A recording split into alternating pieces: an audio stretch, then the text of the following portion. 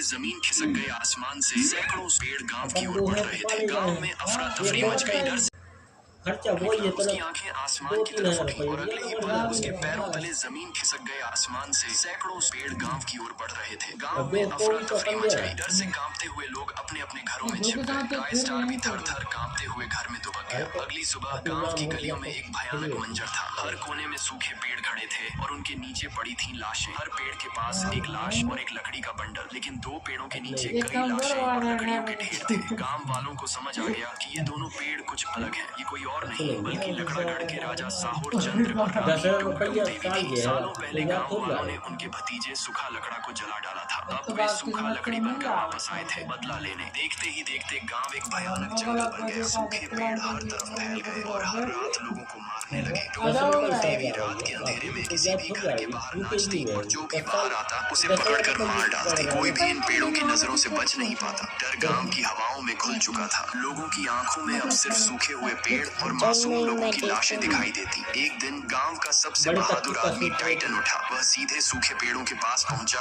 और टुमटुम देवी को ललकारते हुए बोला, तुमने मासूमों का खून बहाया है, अब तुम्हारा अंत होगा। बिजली चमकी, बादल गरजे और देवी प्रकट हुई। भयंकर युद्ध शुरू हुआ। टाइटन ने जी जान लगाई, लेकिन टुमटुम देवी की शक्तियों के सामने वह टिक न सका। वह जमीन पर गिर गया और देवी ने उसे मार डाला। देवी चिल्लाई, अब पूरा गांव खत्म होगा। गांव वालों की आखिरी उम्मीद भी खत्म हो चुकी थी, लेकिन राय स्टार ने हार नहीं मानी। उसने अपने घर के बाहर लगे सीसीटीवी कैमरे चेक किए। उसमें जो देखा उससे उसकी रूह कांप गई। 2 लकड़ी के बंडल इंसानी शक्ल में उसके घर की ओर बढ़ रहे थे। अचानक कमरे में तेज धमाका हुआ और दोनों बंडल अपने असली रूप में बदल। राय स्टार घर से बाहर निकलता है। दोनों ने राय स्टार को घेर लिया और बोले, अब तू भी मरेगा और फिर हमारा राज्य होगा। राय स्टार बोला, एक इंसान की गलती की सजा पूरे गांव को देना सही नहीं है, लेकिन उन्होंने राय स्टार का एक ना सुनी और उसे मारकर बेहोश कर दिया। अंधेरे में डूबे हुए राय स्टार के कानों में एक जानी पहचानी आवाज गूंजी, पापा इन्हें मार दो, मैं फिर से जिंदा हो जाऊंगा। ये आवाज किसी और की नहीं, उसके बेटे सूखा लकड़ा की थी। अचानक एक तेज बिजली गिरी और राय स्टार दोबारा जिंदा हो गया। अब उसमें एक नई शक्ति थी,